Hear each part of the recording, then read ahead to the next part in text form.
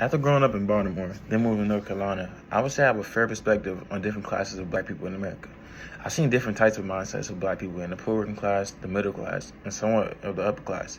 My perspective on these classes is pretty led by the ideas that racial disparities and systemic racism are still prominent things in American culture. Systemically, white people have always been benefited a lot more by the system than any other race, by far.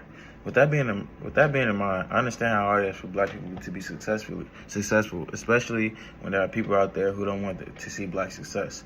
I also understand why there are lots of poor working class black people have strong ambitions of being rich. It's expected. It's the way the system is set up, and I respect it.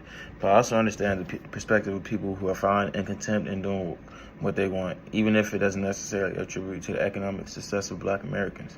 I also respect the black upper class for being able to find success in a country that has historically fought against the idea with their lives. I do think there are more middle class today than in the 1960s. I do not think it's realistic to believe we have become more poor over time.